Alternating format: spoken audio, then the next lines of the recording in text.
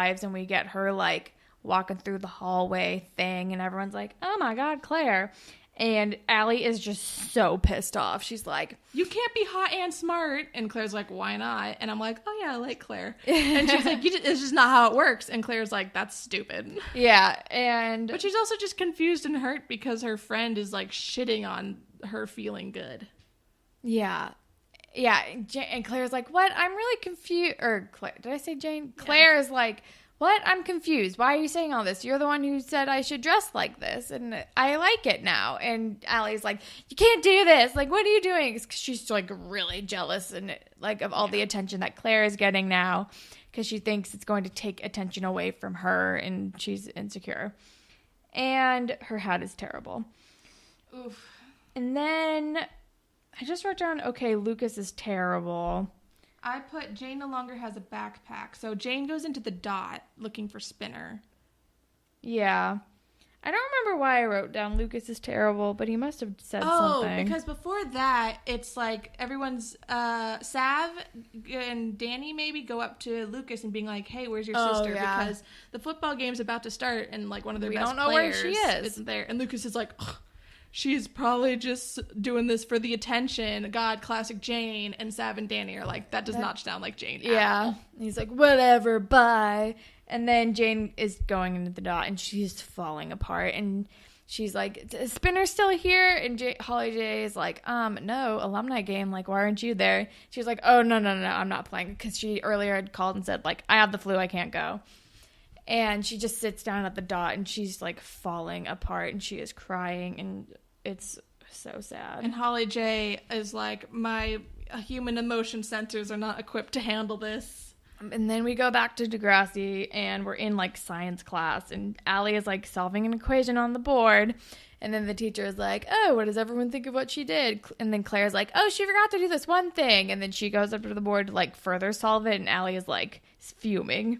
Well, so Alli is working on the board, and, like, oh, yeah, and Casey is like, you look really nice today. And Allie's like, yeah, whatever. Like, bat ears for anyone not giving her a compliment. Yeah, she's like, I'm just, like trying to solve this thing here. Like, why aren't you paying attention to this? And then, yeah. And it's not like Alli did anything wrong. There was just one thing she could have simplified more. Yeah. But she's still like, I cannot believe you can be attractive and smart. That was what I was going for. Yeah. And then we're back at the dot, and Holly J comes over and is, like, kind of trying to comfort Jane, but she's just not good at it. She's like, Spinner would get mad if I didn't feed you. And you're like, oh, peace thing. And then Jane is like, I just really can't be around my fucking family right now. And Holly J is like, what? Well, you gotta face it at some point. And it's like, ugh. Holly J, you don't know what you're talking about. Like, to Holly J, she's like, what? You got in a fight, but, like, you're gonna have to face it eventually, so you might as well just do it now. And Jane is like, like, nah, literally dog. disintegrating in front of her. And Holly J is like, grow a backbone, what's wrong? Yeah. And then it's like, hey, Holly J, read the room a little. But then we're in the Zen garden with Casey and Alli, and Allie's kind of, like, venting to him, and apparently Casey is a douchebag, but this is the first time I've ever met Casey, and the first thing out of his mouth was, boys are stupid. And I'm like, that's true. Yeah, she's like, Johnny doesn't even, like, won't even look at me anymore, like, Claire, blah, blah, blah, and he's like, boys are dumb, and he's like, and if he can't see that you're cool, like, he's dumb. And I think he also is saying, like, just because Claire is pretty doesn't mean that you're not pretty. Casey is just speaking nothing but wisdom. But he's also being so smarmy and, like, YA boy, like, boys are stupid. If he can't see what's inside of you, he doesn't deserve you. And it's, like, dumb things that, like, a teenage boy probably would never say. True. And then Alli is, like, kisses him, and she's like, wait, what am I doing? Because he said something nice to her, and she was like, wait, what am I doing? No, that was stupid. Casey doesn't seem mad about it. He doesn't seem mad about it at all. He's, like, smiling and laughing about it. He's like, cool, girl kissed me. Yeah, but I was like, are he and Claire, like, not officially a thing? Like, what is happening there? I turned to Holland and I was like, didn't he go to the dance with Claire, though? I was like, didn't they fight robots over Claire? I'm confused. I don't really know where the Claire Casey thing landed. I guess, like, this could possibly have consequences in future episodes. Maybe? I don't know. Johnny DeMarco found out about it. Yeah. Maybe Claire will, too. I don't know. We'll fucking see, I guess. And the next line is Jay. I know. I'm like, Jay in his puffy vest. He's like, I got everyone hot dogs. And Spinner's like, those cannot be free. As in, like, did you steal those hot dogs, Jay? And Jay's like, I paid $5 for them. Like, Jay! So hurt. I love him. I'm so happy he was in this episode. I'm happy he's friends with Spinner again. I know. I'm happy he hangs out at the Dot with Spinner and Holly J.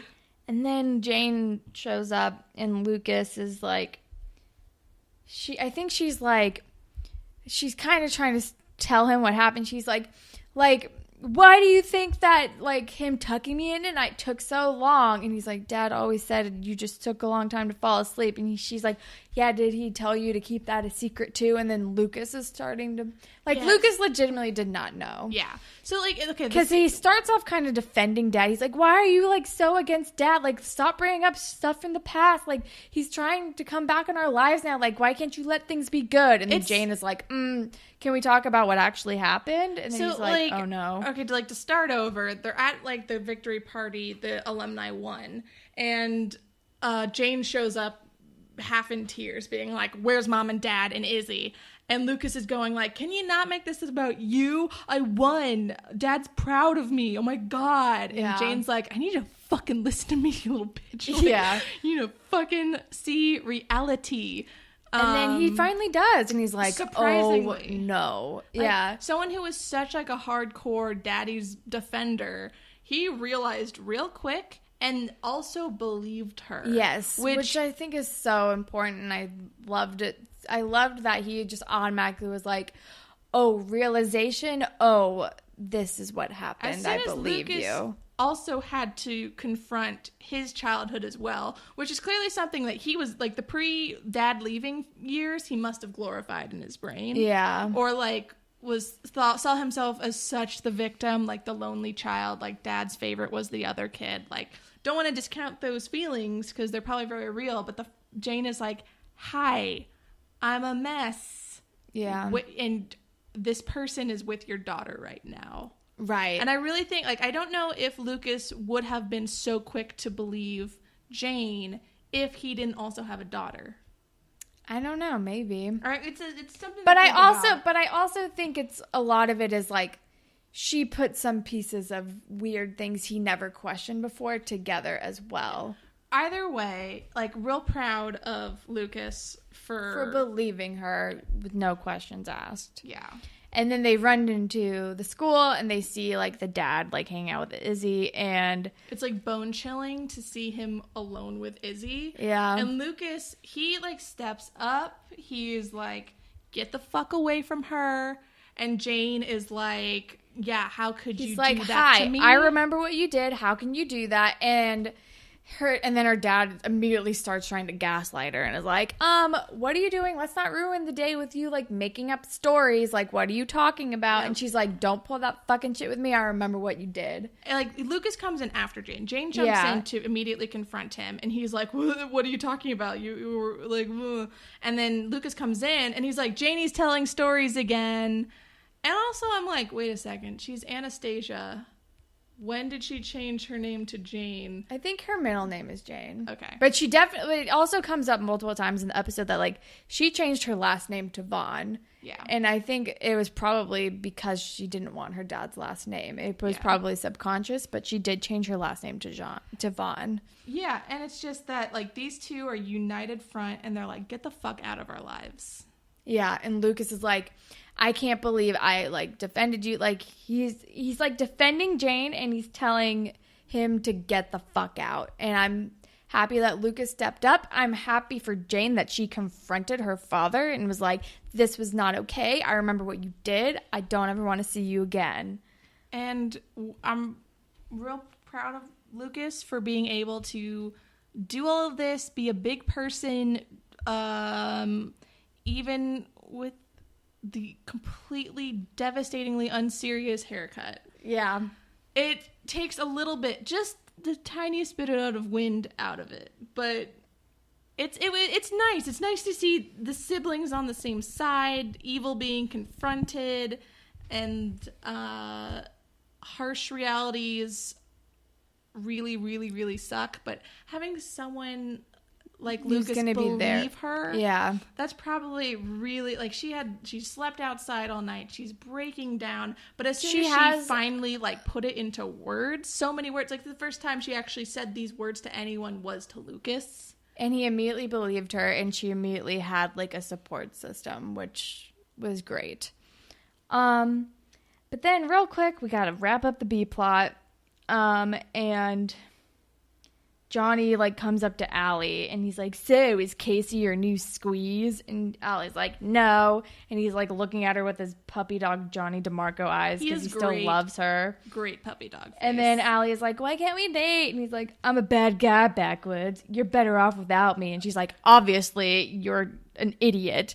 But she's like, but I still want you. And he's like, it's complicated. And then he, like, walks away from her. And she's like, eh. And he's like, it doesn't matter what you wear. Like, you always look good, Bandari or Backwoods, or I don't know. I think the reason why I really kind of ship this, despite all of my instincts, is I think the actor who plays Johnny DeMarco, he, like, so you know how, like, Craig, like, Jake Epstein was always like, why'd you always do all this to Craig? And it's like, because you could do all this bad shit, but still make the character, like, likable. Like, yeah, the you actor, still root for him. The actor was given the line, I'm a bad guy. Yeah. And he goes, I'm a bad guy. Like, I can't believe I have to fucking say this shit. But he's trying so hard. Like, he's trying to say the lines as earnestly and seriously as he possibly can, while being taken seriously and staying in character as kind of like the bad boy. Yeah. He's like, I got shitty friends. I don't have a great reputation. I'm older than you by more than a couple of years. But, like, I like you. And he just, he has such good puppy dog face. He just stares at her, and it's conveying so much emotion. And Allie's so cool because she's like, yeah, you're a fucking idiot, with the confidence of no one I have ever met before in real life. Yeah, he's like, you're better off without me. And she's like, obviously, but that doesn't mean I want to be without you. She's like, that's not the point, dumb. But yeah, it was a nice ending to that, I guess. But then we're with Jane, and we're at home, and she's talking to her mom. She's telling her mom what happened, and her mom is like, I'm so sorry. I had no idea.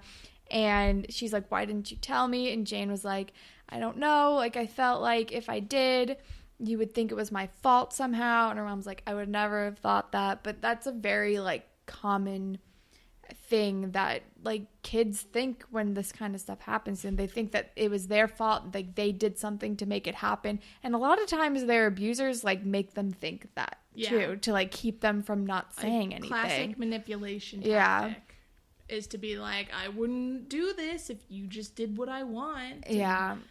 Oh, you'd be such a bad kid if you told your mom. And she says, like, and, like, once he left, like, I knew it was over, and, like, I didn't have to think about it anymore or something. Which is like also that. a common thought, where it's just like, it's over now, and we don't have to think about it. And we don't anymore. have to talk about it, and I didn't want to bring it up to make things weird. Yeah. And it's really sad. And her mom is there, and she's hugging her, and she's being very supportive. And her mom also automatically believes her, which I think is also very... And they go to family counseling. And then the episode ends with Jane, Lucas, and the mom all in family counseling. And Lucas is like, he's saying, like, I feel like I failed you. I'm sorry. He says, like, I'm sorry. Like, I feel like I wasn't there for you. And Jane is like, you're here now, and that's all that matters. And I'm so happy that they're all in family therapy together. And it's like such... It's like the best way that this kind of episode could have ended. Exactly. And like if this is going to be Lucas's last ever episode, this is probably the best way it could have ended. Exactly. Like, because so many characters just drop off without a word or a goodbye or whatever. But it's like Lucas, one of like the worst fucking characters as a person that's been on the show, It's just like he finally gets to like see the error of his ways, genuinely seek forgiveness, redeem himself through his actions, and Jane forgives him. Yeah. And it's all coming from a healthy, genuine place. Yeah. And like this could have been like this could have gone off the rails. This could have been a whole other thing. I think this episode handled this topic very well. Yeah.